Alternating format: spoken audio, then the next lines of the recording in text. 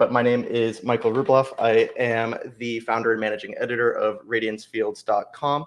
And essentially, Janusz and I have gotten together and decided to start a weekly series going through people in the Radiance Field community talking about their journey thus far and things of that nature. But Janusz, do you want to introduce yourself really fast? Yeah, I'm Janusz. Most people know me under the pseudonym Mr. Nerve. So this came because I was really fascinated with neural radiance fields and also Gaussian splatting when it took off. And I got my pseudonym because I really love to take captures and also to play with the code. And I'm a professional software engineer working in this field. And we decided, Michael and I, that we start a podcast to interview people working in this field who share publicly the knowledge and have some experience in creating captures. But our goal is also to talk to our scientists who are working on the forefront of radiance fields, just to tell people what's going on in the world, where we are heading towards, and what the prospects of radiance fields are. And our first guest tonight is Ian. He's known as Scanner Ian. If you are on Twitter or on LinkedIn, you maybe know his captures. They are great. They are very professional. He's one of the greatest 3D scanner people in the world I know of. He's sharing consistently captures almost every day, and I really enjoyed watching it. So our goal was to invite Ian to have him as expert to learn more about how to create great captures. And I would love to, if you would introduce yourself, Ian. Thank you. It's Ian, but it's fine. Ian, yeah. So my name is Ian George, and I'm from Edinburgh originally. I've lived in Scandinavia, Southeast Asia, Australia for a number of years, over a decade out of the UK. And I currently reside in Glastonbury, England. I'm the company director at Cosmic Oak Media.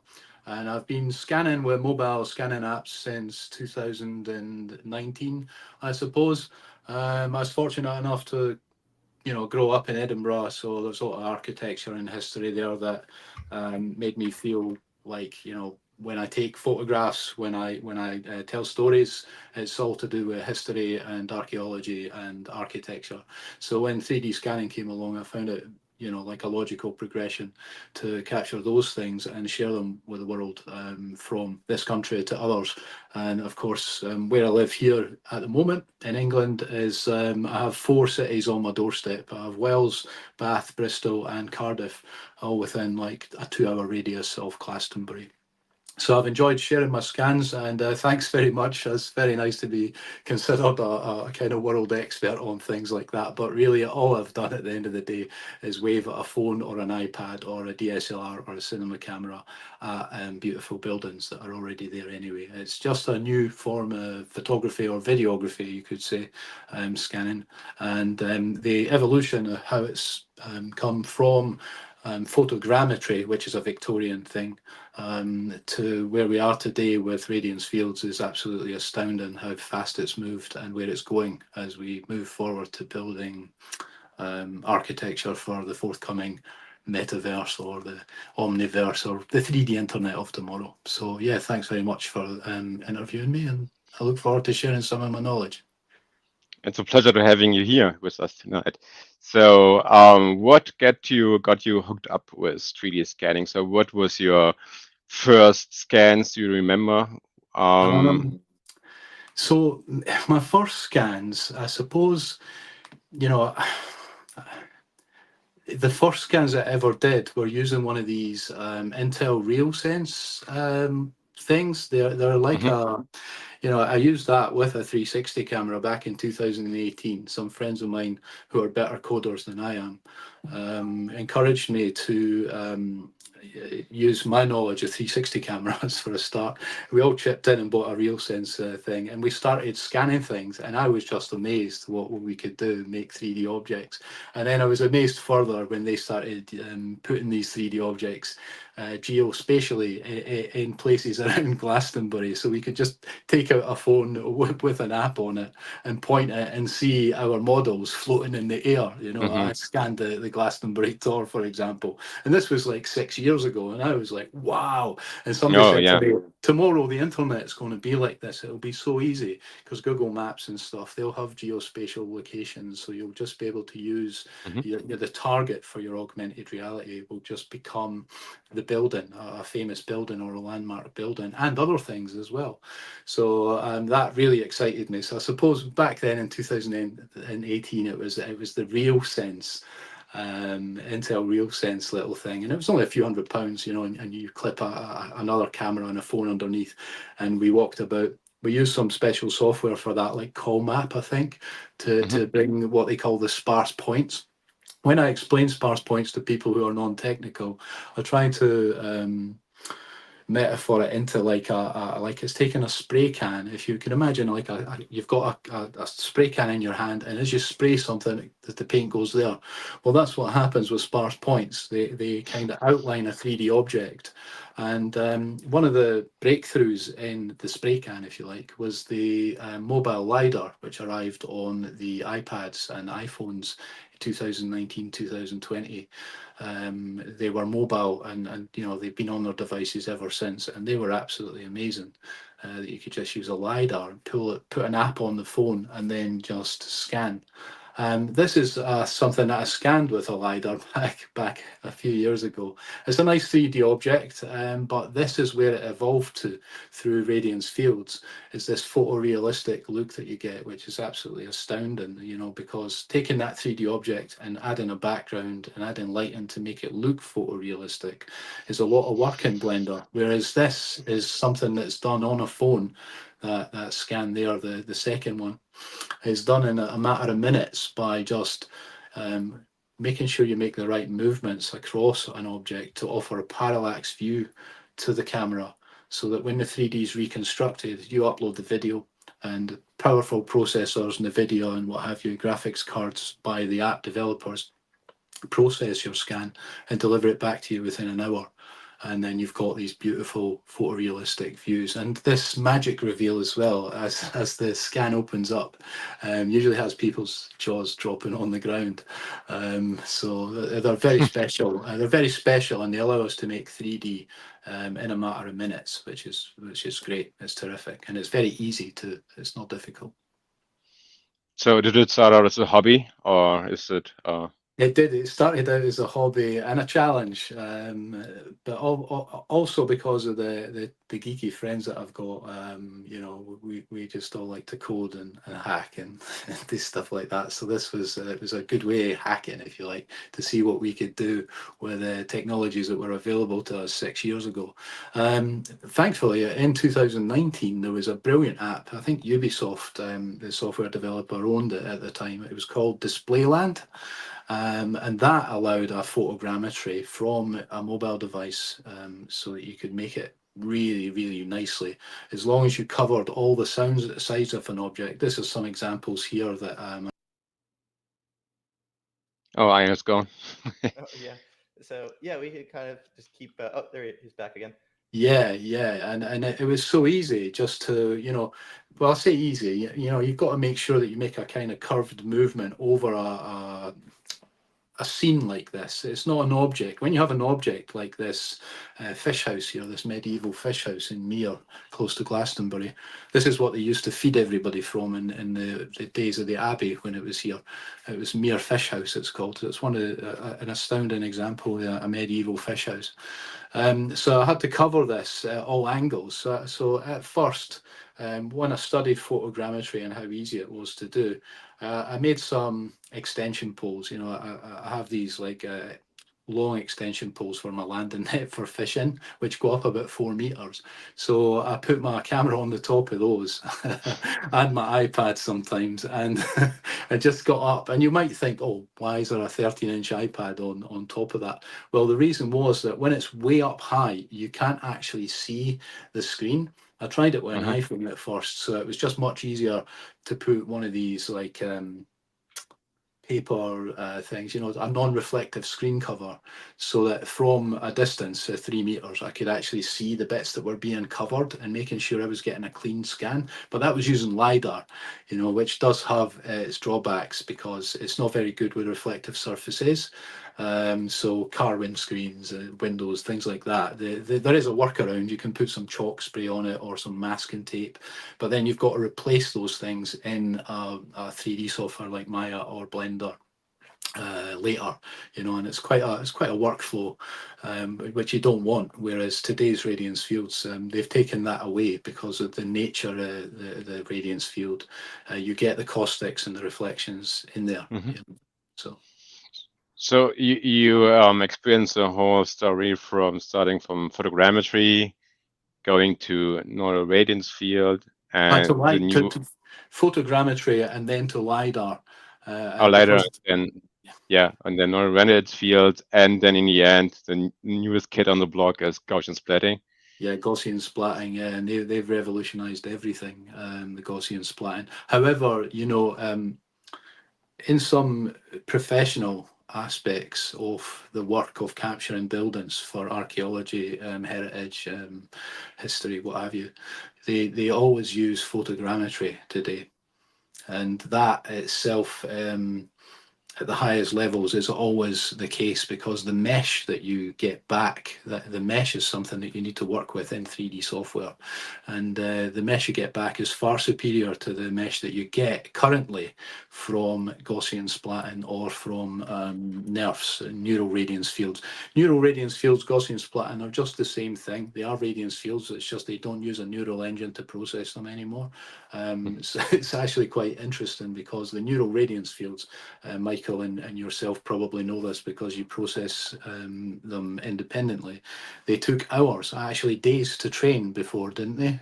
To train a model once you'd captured it. The true. original Nerf did, and then with Instant GP, it kind of dropped that down to being near instant. Yeah. I often say to people, it's like the mathematics on the render equation are absolutely astounding. There's like at least half of the Greek alphabet in there, you know.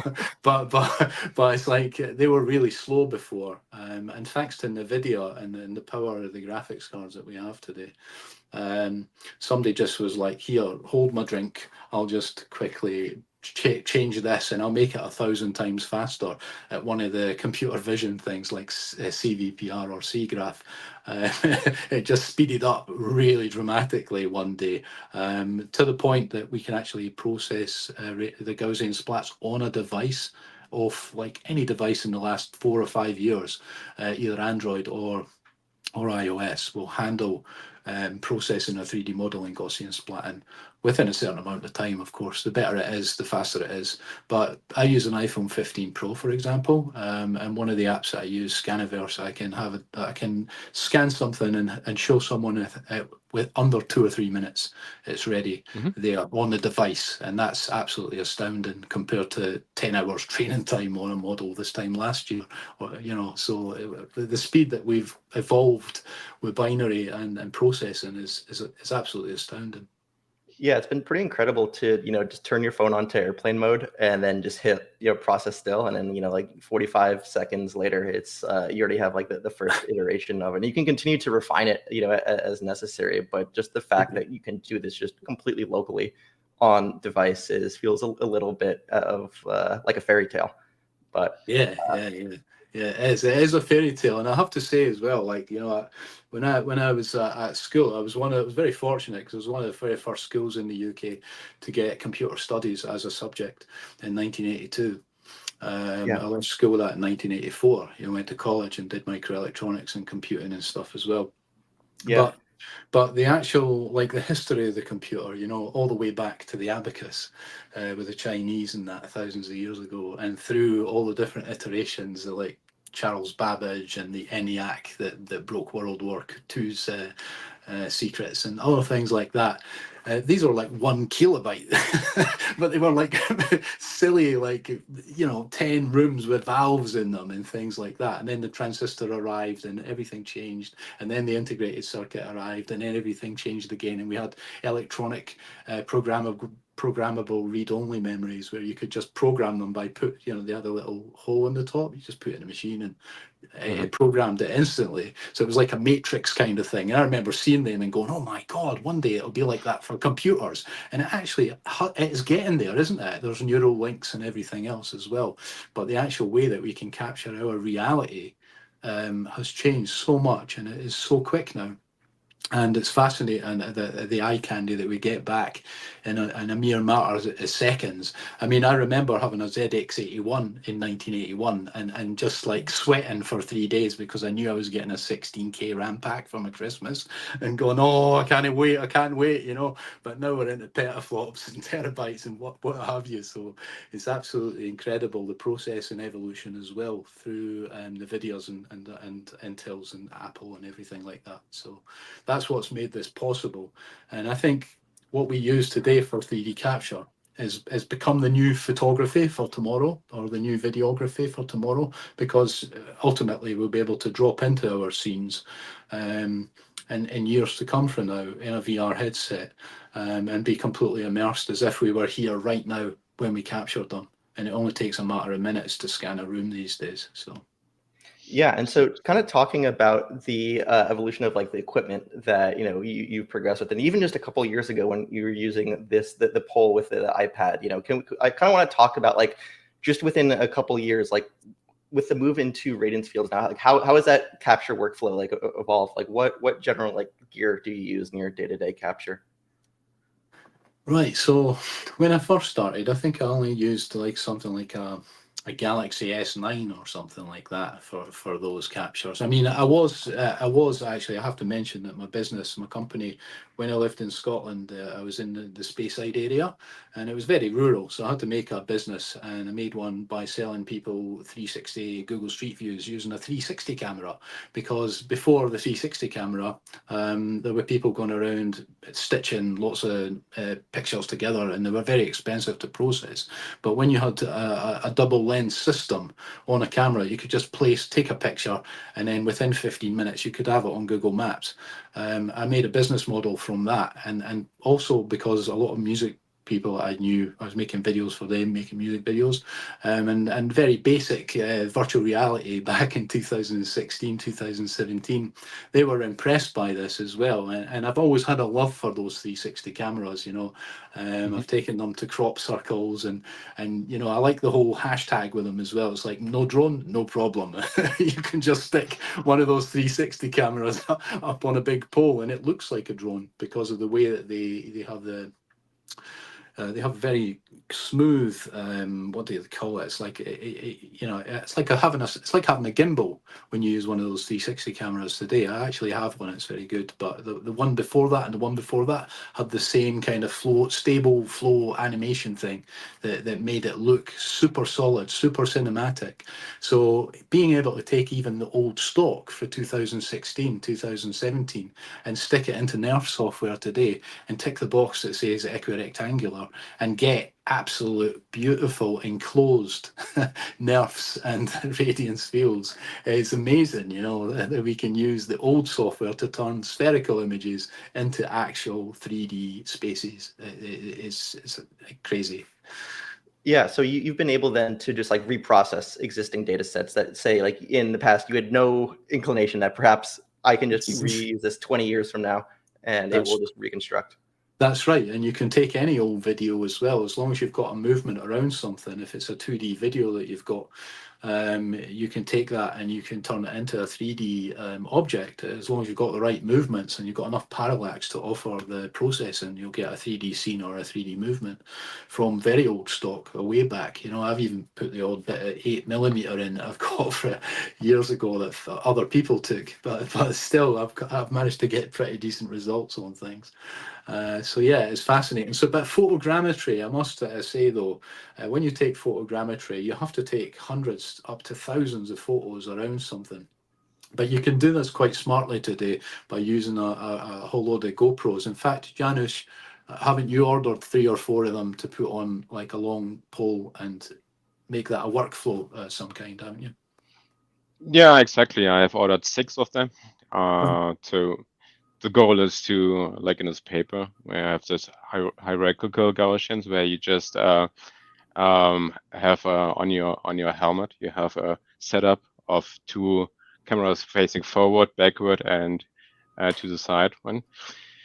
And my goal is to take a bike, ride around the streets here, and take some large scans, large scene scans, and process them just to see how it looks, how the quality is, how easy it is exactly to do it myself. Because usually, what I do if I capture a scan, I just take my phone and I encircle the object like 3 times or 4 times, and then I process it. But it's all mainly small scenes, right? So it's like objects, or you do it like for very, very compact scenes, not for large area scans.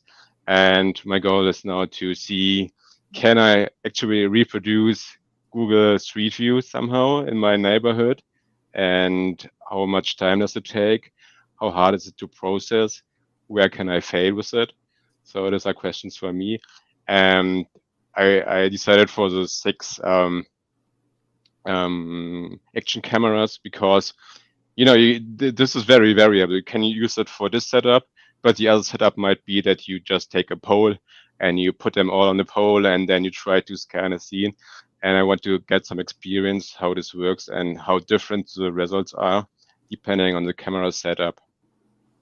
Yeah, and in Hollywood, that's exactly what they do. They use long poles with multiple cameras set at different heights. In fact, I saw one recently. It's called the Eiffel Tower because it's just all cameras on this pole. Oh, wow. That's their nickname Yes. for it. So, Yeah. but it's Eiffel, And the thing is, as they go along, they can take 4 shots at a wall, or say the inside of a cathedral or what have you, and the different angles of the camera, like the top one's pointing up at the ceiling, and then the ones in the middle are kind of pointing straight at the walls, and the one at the bottom's pointing at the ground. So every time they take it, they get multiple data sets, and they can just move it along, and they can do the church or the big building, the big space in the inside in a quarter of the time. There you go. There's the Eiffel That's Tower. awesome. Yeah. That is It's, awesome, isn't it? I want that. Yeah. When the bucks allow, I want one of those babies. Yeah, they're definitely not cheap, but it's coming. The Eiffel Tower No, is. They're not too bad, actually. They're not too bad because you can get away with using the 250Ds, the Canons, the APS-C sensors on them. I think that's what that one's got. Yeah, Or you can I use guess. full frame ones, second-hand full frame ones, or you can just use a bunch of old phones and make your own, or a bunch of GoPros and make your own. It's not difficult. Yeah, exactly. So this was also my idea. If you have a pole, and usually if you have a scan, what you don't capture or you don't pay enough attention if you're not very familiar how to create great captures is that you just miss the floor, right? And then you do the reconstruction and you see holes in the floor. And if you have a pole where you have 6 cameras on it, you can just point one camera towards the floor, one towards the ceiling, and the others like a little bit shifted around, and then you should get a pretty comprehensive scan. And I really want to experience this. Yeah. I've actually used it for a client once. Not my camera. So I was using these Canon RFs like that for a big job, and I was like, wow, it was so beautiful. It's so crisp as well, using this reality capture software, which incidentally became free recently. Well, not free, but after £1 million, you have to pay them a license. But if you're making £1 million, you don't mind paying them a license, I think. Same with Unreal Engine and these kind of apps like that, the game engines. They allow you to take your 3D scans in there as 3D assets, animate them, add all sorts of effects in a matter of minutes. In fact, I like impressing people by scanning them. If you put someone into an A pose or a T pose, and quickly do a photogrammetry scan around them. Photogrammetry is better than the LiDAR or the Gaussian splats at this stage for getting a decent mesh again. But you can put them into this Adobe Mixamo, which is free just with an email account. And you can have them rigged and animated in a matter of seconds. I mean, it's so quick. that you can have someone with a matchstick man figure inside of them, and they don't believe it. They're just like, how did you do that? That's trickery. And you're like, no, this is the future. This is where we live. It's a great time to be alive, you know. And so this is it's so quick, so fast. And I've put people in Unreal Engine and game engines and stuff, animated them running about as a first person shooter, and or just having a racing car game in one of the historical sites that we have here in Glastonbury recently. I made a racing car game because they're pre-made templates inside them. So it's just great if you can make your own 3D assets off a town or wherever, and drop them in there very quickly. And with absolute minimal training, I mean, the learning curve to learn something like Blender or Unreal Engine would take you about maybe 4 to 8 hours to get the basics. So it's not difficult, and there is just so many great kids on the I say kids, yeah, but young people on the YouTube platforms and what have you that are very succinct in teaching you these different ways to use your phone, scan something, and bring it into something and make it jump and dance and fight a dragon and all sorts of things. So it's exciting, you know. It's really exciting when you can take something that you've scanned, something that you love as well, might be a pet or a friend or something like that, and put them in there and see them just laugh and have great fun as a game player, you know. So that's another great part of this evolution that we're in.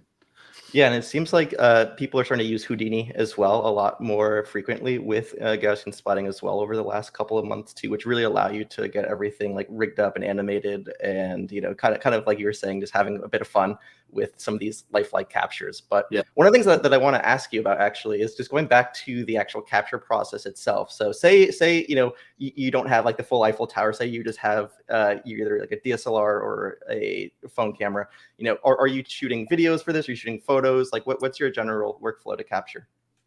Yeah, so there are a few different ways. I mean, generally, a phone is fine. Any phone of the last 4 or 5 years is fine to get a decent capture using a multitude of apps. There's like Polycam 3Ds. That's the one that Displayland, the developers, Chris Heinrich, he became Polycam 3D. Scaniverse has been around forever. I paid for my version in the beginning, but I think Niantic Labs, who own Pokemon, they bought that one over and it's free now for anybody to download right now.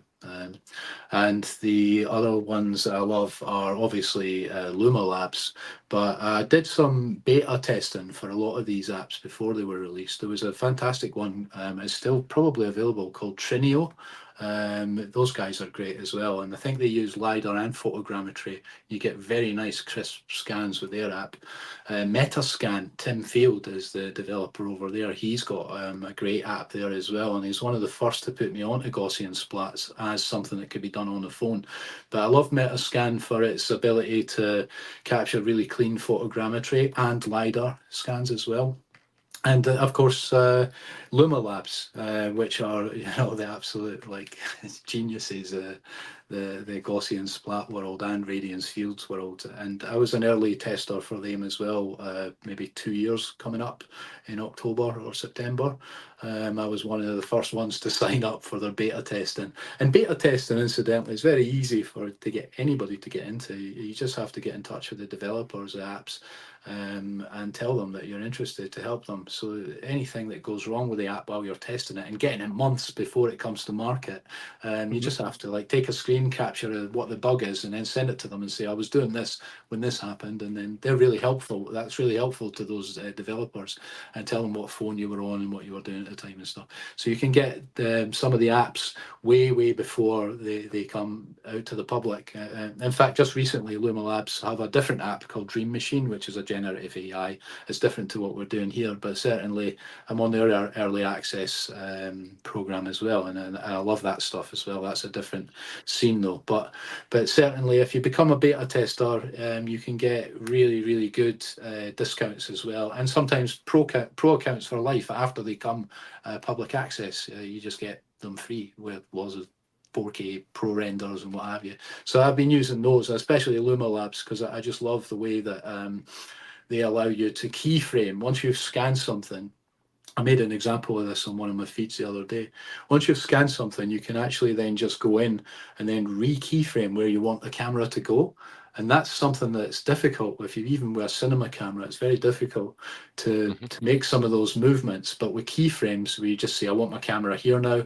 I want it to look, here's one here. This is a good example, a scan I did along a street in Wells, city along the road there.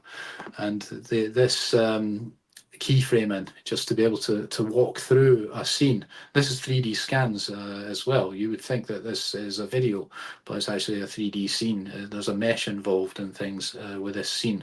And again, you could, you know, drop visual effects into that in Unreal Engine and what have you, because it's a NERF, neural radiance field scan. But they're just lovely how they unfold like that and give you this cinematic view. You know, the cinema cameras, even on a stabilizer, you'd be really hard pushed to get that kind of cinematic effect. You'll see a car coming the other way because it picked up on the nerf as it was moving. But still, you see that how well you can give a tour, and you can walk in that in a VR headset, I expect. Yeah, yeah, no, I believe you can, especially now with tools like Gracia VR. You can throw it right into your headset and walk around and explore it. One of the things I want to ask you too, so is just like, do you have like when you're going out and capturing, do you prefer to shoot like individual like still images, or are you just kind of like hitting record on the video button and just going for a walk? Well, yeah, in the old days it was a lot of photogrammetry, but now you can just use slow motion video instead. I think it was yourself who mentioned this as well, about 120 frames a second is pretty fine on full HD on any phone. So if you see a scene that you like and you've not got an app installed, you can always take a little video clip of at 120 FPS slow motion video, and then take it home and upload it to one of these apps like Luma Labs or Polycam, and then get back your 3D model as well. So I think slow motion video makes it easier. I've also been, I got hit up a couple of years ago by Shutterstock to become a vendor for virtual productions, 3D productions. So they use special screens at the other end with my scans that they send me out to fetch for them. And some of those that I've sent to them, they also get sent over to the likes of ILM, Industrial Light and Magic, George Lucas Company, and what have you. But they asked me to use a cinema camera for that, with very high codecs that eat up about 8 gigabits a minute. Because they're taking 13 stops every time. It's like HDR. It's 13 stops of video at 60 frames a second, so it just chews up but you get these beautiful detail. This is a 422 HQ Apple ProRes codec scan. So the quality is so much better, but you would still get a comparable quality if you were taking RAWs on a full frame camera. Using a very fast lens, but it doesn't need to be that fast actually. You can have something like a 20mm lens, or depending, not a fisheye lens, but I think 14's the limit. 14mm, just wide angle, very fast at like 2 or 2.8 or something like that. Take lots of photos. Certainly, that's what I shoot those on when I use a cinema camera. But I use it on a crane gimbal, on a heavy duty monopod. And I take off the image stabilization because you want to minimize motion blur as much as you can.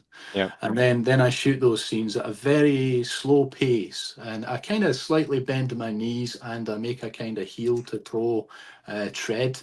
It looks a bit stupid from a distance, but where I can, I prefer actually going backwards, because I find it easier to put the ball of my foot down first and then to the heel, and it minimizes any bumps as you go backwards. But it's really good if you walk through it first, because one time I fell backwards just because it was a little step in the church, and I was like, oh, where did that come from? And that was nearly a very expensive mistake, where the best part of £4,000 on the end of a gimbal. It's like, oh, oops. But I managed to avoid it, but I had to completely redo the scan because it spoiled it. But yeah, that's the other thing. It's just again, when I shoot those 60 frames a second, I slow them down in post-production to about 24 frames, and then I put them into the software, and then I get those results. I think there's one that you have at Sherborne Abbey as well. So you see the difference between that and a phone scan, but only if you're looking, and only if you know what to look for will you see the difference, because they're quite comparable straight out on iPhone or an Android and this. But yeah, probably there would be a big difference. Maybe I should go back and shoot that with an iPhone and just see if what the difference is. Yeah. Maybe when we go into the scene here, so how do you scan the scene? Do you have like a path which you repeat multiple times? Do you go the path just once? Because usually you want to have the scene scanned from as many angles as possible. Yeah, you must offer parallax to the lens for the 3D reconstruction. So what you have to do for this particular one, I went in straight, yeah, but I come out at a slight V, slightly to the side. I go back out again, and then I move back in again to the same point I was before, and then I do another V on the way back out. So it's like 4 back and forward, yeah, but slight angle and slight tilt on the second one so that you get where the candle holders are and things in this choir section. So you can get around those little glass things, because you can't go straight at an object when you make a Gaussian splat. It's no good. You can go straight along an object, like a scene, like the front of a shop or something like that. But it's much better if you go in at a slight angle and out at a slight angle and in at a slight angle and out at a slight angle. That's how you'll get a reconstruction like that. But it's a definite no-no just to go straight at something, because it just won't work. Because when you move the model to the side, you'll see where there is no information behind something. Yeah. And it just causes a big blur, as you well know. But I'm just explaining for these Yeah, viewers at the moment. Yeah. And kind of speaking about that blur, and as you're mentioning, like walking backwards and to cut down on like the actual bumpiness, can you talk a little bit about like why it's important to, or like like you're just saying, cutting down on blur and capturing stage? Yeah, motion blur. That's one of the advantages of taking photographs instead. And another advantage as well is that when you're in a public space like a big cathedral and stuff, you can't stop people walking in front of you unless you've actually got, like I've had heritage development managers open up the churches for me privately so I can go in and scan them hours, but when it's busy and there's a lot of people there and they're like, you've got a lot of people walking back and forward. When you're taking photographs, it's great because you can just stop and wait for them to move or make their prayer or whatever and leave that chapel and then start again. Or you can hit the pause button on your video camera and just stay in the same spot so the camera stays in the same spot. But it can be quite annoying, and you have to be quite patient with the public in these buildings if you want to just capture on the fly on your own without giving any permission to the church or anything like that. But these days I tend to walk into the church and tell them what I do. Like a recent example, I was in Salisbury Cathedral, and I went in there and I said to them, I do these scans. And they said, oh, no, we use these people at Matterport. They make these scans on these LiDARs and they're very expensive. I don't think it'll be comparable what you're going to do with your phone there. And I said, okay, then. And then I went home and I edited all the things that I'd taken inside it. And their marketing team were like, are you the guy that came to the door and gave it? I said, yeah, that's me. I remember I told you that I did before I arrived. And they were like, yeah, well, we never realized they were this good. Yeah, great. Yeah. Yeah, this is what we can do with a phone these days. And I might add to that as well. The iPhone 15 Pro, because of the EU regulations, now allows a USB-C card to go into it. And this also allows you to put in these T5 SSD drives. Yeah. Well, you get these small SSD drives, and that's what I use on the cinema camera to capture the codecs that I do that eat up 6 or 8 gigs a minute. But I can also put the same Pocket Cinema Camera app into the iPhone, which is free as well. It's the Blackmagic Pocket Cinema Camera app.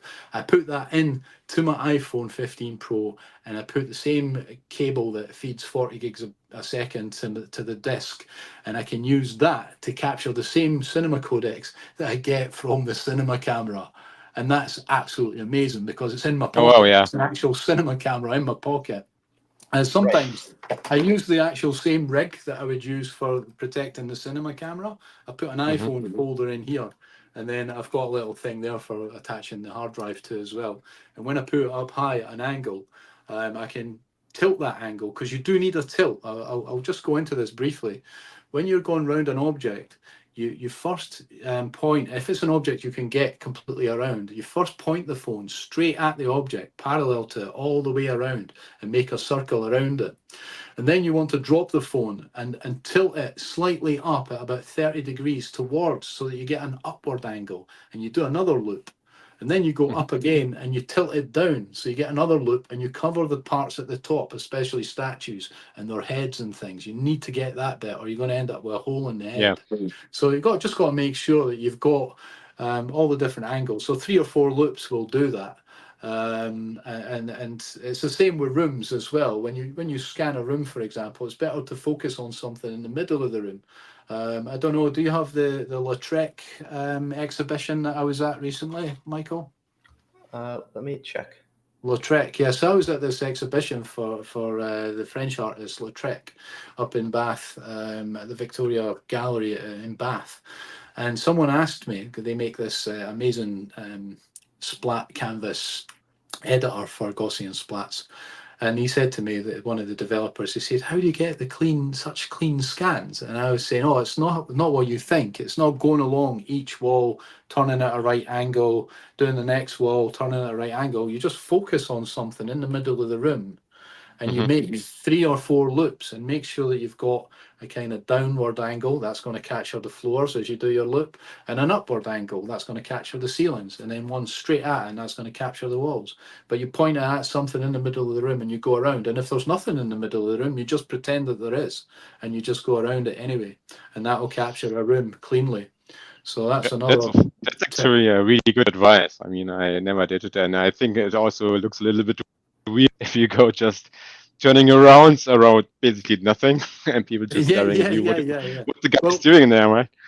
Yeah, well, funnily enough, there is an app that does Gaussian splats where they've got a map system, Overlands, Map to Earn, or whatever it's called, over the reality, that's right. Now, when you set up that app and it opens, they give you this kind of hexagonal triangle, a kind of shape. And if nothing's there, you can just place that and walk around that until you've covered all sides.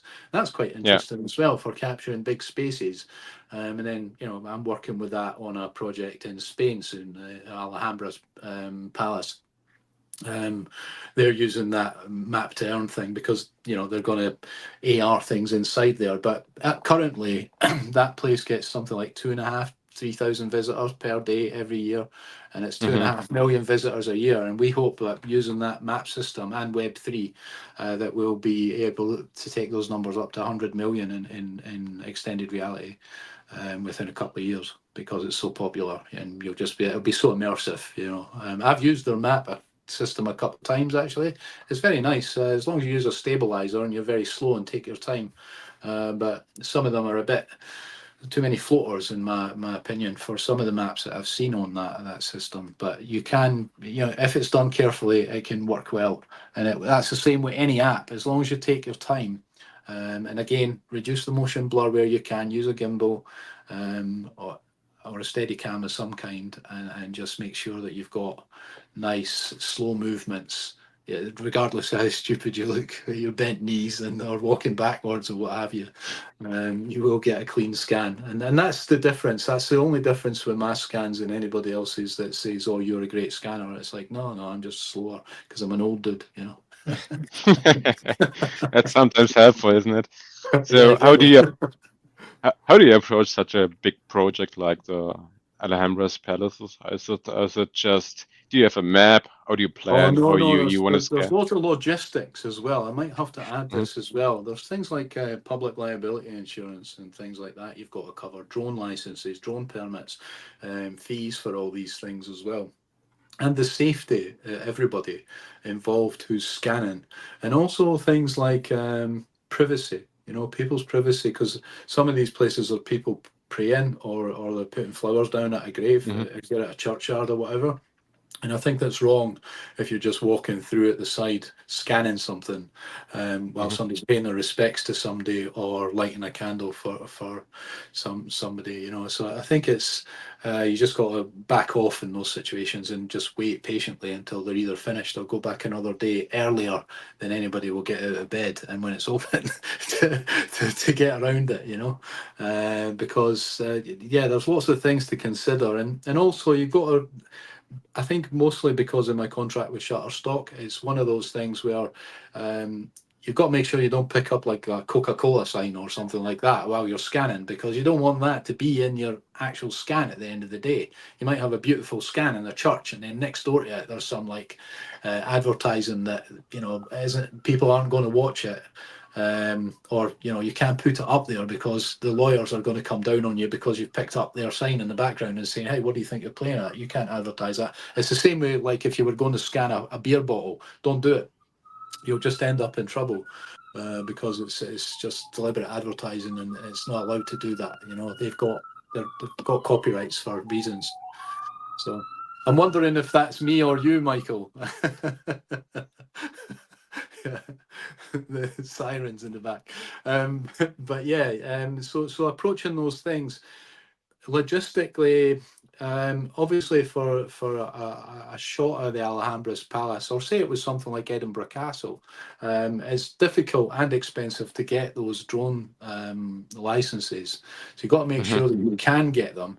But once you've got a nice clean circle of something like that, or 2 or 3 circles of a construction site or a castle or something like that, that's enough to put into 3D software today. Even the mobile 3D software apps put that footage in. I used Polycam recently for some crop circles that I scanned with my drone, and they came out wonderfully, just with a circle, you know.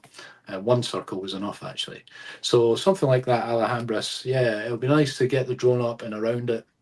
I've seen some photogrammetry captures that have been done and posted free on Sketchfab. Incidentally, it's a great resource great place for posting your 3D assets once you've made them on your phone or whatever. So I've seen some nice things there. I've taken them into Blender and I've done some logistics myself. So that's a useful resource for something like that, where I can take a copy of the palace before I visit, you know, before I actually fly over there, and look at it and see, right, where would be the best place to start? Where could I launch from? Where can I land? And then these bits in between, what are the nicest details that I want to cover? Am I going to use photogrammetry there, or am I going to use the video camera? Gaussian splats or LiDAR. You know, there's so many things. It's an individual thing. Each thing that you see, you make up your mind on the spot. That's how I feel about it. But, you know, I'm not doing it at the highest levels. The highest levels use very expensive LiDARs and photogrammetry equipment. This is like a budget version of that, but it still delivers the same comparable results as the top levels. But hopefully one day the heritage departments of the world will be taking this on. And as they told me, because they've pulled me in and offered me a percentage of this project, because we're not going to, once we finish with this project, we're going to do other projects. This is just, you know, they told me I was a pivotal point in this because of the scans that I've been making and posting on my feeds for the last 5 years or whatever. So I'm quite happy with that. I've gained a reputation as a content creator, doing what content creators do, producing decent content. Your scans are really amazing, and because you do a lot of scans, did you notice, for instance, a difference between nerves and Gaussian splatting? So if you put the same photos into the software, is the result comparable? Where does one break, where the other shines, and vice versa? Well, raw images are better than JPEGs, first off, you know, but then the raw workflow is like you've got to put things into Lightroom. And I have to say as well, my career mostly has involved cameras over 3 or 4 decades now, coming up in 4 decades. Video cameras for pneumatic VHS right through, you know, high 8 DV to today's cameras. But also the stills cameras as well. I've been using those since as a hobby since 1987. And I love those. But when digital came along, I realized I wasn't going to be a photographer for long, because it was just the market was saturated. And I had the vision to see that I was going to have to move into something else. And that's when I went into video production instead. But I was using a lot of black and white slides and things like that as well when I did stuff in the past. So I have a very good understanding, an almost obsession on cameras, lens coatings and things like that. You don't want to get into an argument with me over those things, but certainly I love my cameras, and I love the old cameras and the quality of cameras and lenses. Currently I shoot on Leica lenses. But I like Canons, I like Nikons, I like Voigtlanders, I like vintage lenses as well. But I just want to eliminate any lens aberrations, anything like that, by using top quality glass always, because you can have great glass on a rubbish sensor and still get a good result, but you can't have rubbish glass on a great sensor and get a result. It's all about spatial fidelity at the end of the day, and how to eliminate the flaws that lenses can bring sometimes through flares, especially fisheye lenses and things like that, flaring and things because of the nature of them. But yeah, it's just about geeking out about what will actually produce the best results. And for the record, I feel, because of the problems that you can get with changing lenses and things getting trapped inside a lens, dust and what have you, you can get back to the post-production set and you look at it and go, oh no, there's a little bit of an eyelash in there or something. I don't know how that got in, but it's right on the sensor and it's like a foot long on the screen.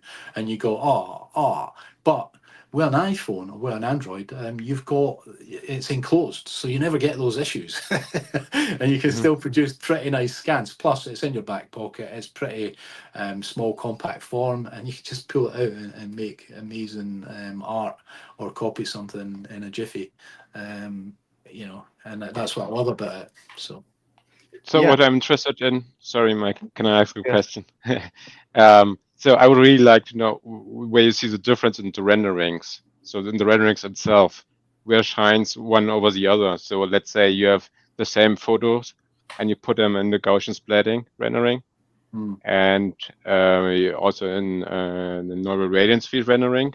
So where are the differences, or where you prefer maybe one rendering over the other? Is that something? Yeah, that's an interesting question, because you're right. Nerf came first. The neural radiance field came first, and now we take away the neural, we're just left with the radiance field and became Gaussian splatting and 3D-GS.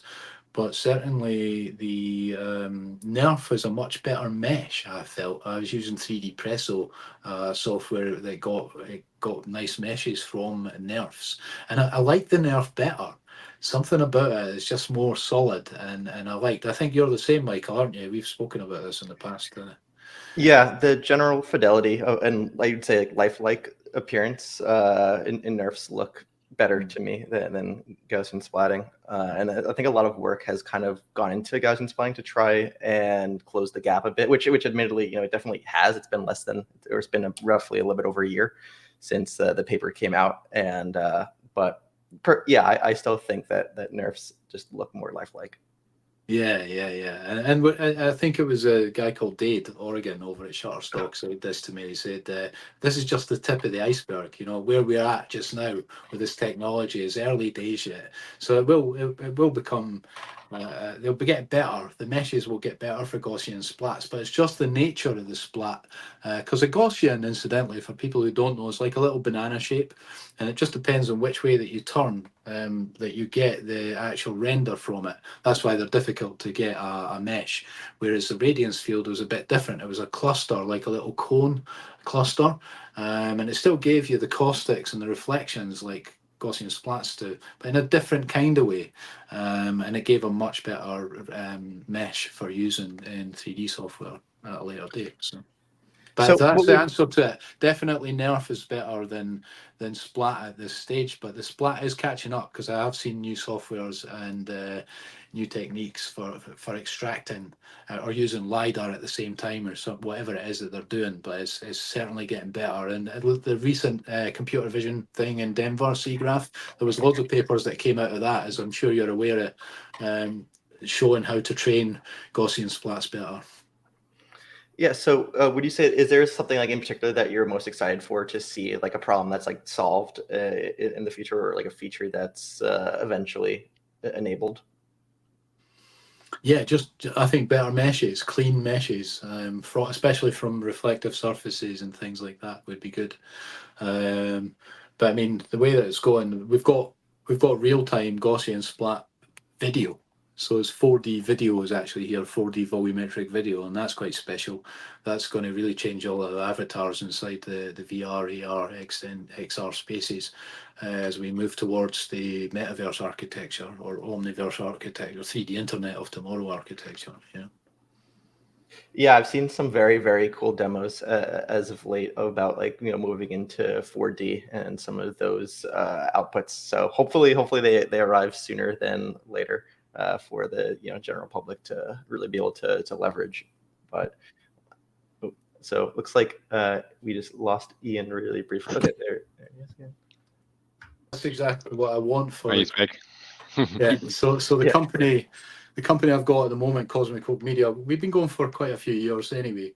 But today, we're looking at these emerging technologies, if you like, and I think that one of the most impressive things about immersive storytelling is the fact that you don't need a narrative. You just need to film something immersively and let people make their own minds up about what story they want to pull from that experience, by being in it. And you don't need to point out this is going on, they can just be there and go, oh wow, oh, be saddened or enlightened by it, or made to feel calm or made to feel exhilarated in a safe way, and ethically and morally as well, that we tell those stories, because nobody wants to go to some war scene like a lot of people think is where journalism is going to go, that VR and AR will go to war scenes and show the carnage of some of the things that happen there. And we don't want that. I think there has to be some protection, the ethics and morals behind what we make immersively with this technology. Yeah, and so just out of curiosity, so what would you have any recommendations for someone who's just either getting started or just like hearing about this technology for like the first time? Like, what would you suggest that they do? Sure. Just go to the App Store, download some app like Scaniverse, yeah, because that way you're going to get instant gratification. Put it on your phone, sit in a private room or somewhere, where you've got a nice object in front of you, and that you can make a kind of make it a small object, but something interesting, if you like, and make an almost like an umbrella-like dome over that object with your phone, and then press the process button. Make sure you've covered all the sides around it and above it, and press the process button and wait and see your result, and then just keep practicing and then get bigger and bigger with the objects that you want to scan. But Luma Labs is a great app as well. So is Polycam, so is Metascan, Trinio as well, as I mentioned. And some of them are free and some of them have got like a paid tier after so many scans and stuff like that. But for me, instant gratification comes from the Scaniverse app, because it's just been there all the time, and it's amazing that it's actually free for the capabilities that it has. So yeah. Amazing. So Thank you. maybe one last question from my side. What is the project you are most proud of, or what is the project you really, really love and which you enjoy the most, and where you got the best results? All right. So there are so many, but I think the best one for me was I turned up to the Gold Hill in Shaftesbury. The Gold Hill was made famous by a bread advert back in the 80s or something like that. I always thought the place was in Yorkshire because of this bread advert, because it had this guy pushing a bike up a hill with a bread basket on his bike, and it was shot by Ridley Scott. Yeah. So it gives you the idea how good the quality was. Yeah. Ridley Scott, he picked up a BAFTA for shooting that hill with this guy in his bread basket that sounded like he was from Yorkshire, you know. But I went there and I scanned that, and when I got there, it was raining, and I was like, yeah, and people were like, it must be because he's Scottish and he loves this weather, you know. But I was like, no, it's because of the footfall. There's not going to be so many tourists here today because because of the drizzle. And I thought, that's great, yeah. So I put an umbrella over the camera, in the gimbal, in the crane, and I walked down the gold hill and I scanned it, and I came back and I did that a few times, and I eventually got the stuff that I needed, you know, the ProRes codecs, and I sent it to Shutterstock, and they were happy. They took it to SeaGraph, and they paid me handsomely. Oh, wow. For it. And that's what made me. I was like, yes. And it wasn't just that; it was because it was such an overcast day. Because overcast days are the best days to scan. Incidentally, you don't want a sunny day. Because if you have a sunny day, the textures have the light and shadows baked into them. So you want this evenly balanced, diffused light. This is the scan here, actually. So you see, I actually scanned the whole street like this, and in the distance, it's not so visible on here. You could see so far away into the distance where the mist was on the hills, miles and miles away. And on a better resolution screen, you can see that. And to me, I was just like, whoop whoop, yes, I've nailed it. So I was so happy about that. So that's one of my favorite ones. I never got a BAFTA, but I did get a nice paycheck, and that's what made it such a great scan. So that's the truth of the matter. Yeah, That it's sounds amazing awesome, yeah. capture. Thank you. Awesome. Well, I think that pretty much puts us at just that time now. So yeah, thank you, Ian, so much for joining us today and speaking to us. And yeah, this has been really amazing to take a look at some of your captures and just kind of like, you know, I guess you could call it like an OG member of like the Radiance Field community to this point. So yeah, thank you for spending the time with us. Yeah, thank you for inviting me as well. It's been lovely to speak about the things that I'm enthused about. So thank you. Yeah. Thank you for having you here with us. And just one other announcement too. So we'll be returning next week as well. We're gonna be speaking at 10 a.m. PST, 1 p.m. EST, and our guest is going to be Rulong Lee from Nerf Studio, who you may recognize as the creator of NerfHack, as well as the core maintainer of GSplat and Nerf Studio's repository. So that's going to be, and he's also he's done quite a lot. So he's also an author on Nerf XL from NVIDIA, as well as the most recently released FVDB at SIGGRAPH. So definitely recommend coming back and tuning in for that. It's going to be another really great chat. But yeah, no, thank you so much for everyone who has tuned in today. Thank you. Thank you all. Thank you, Ian. Thank you. It was great to have you here. Okay. Good night. Bye. Bye.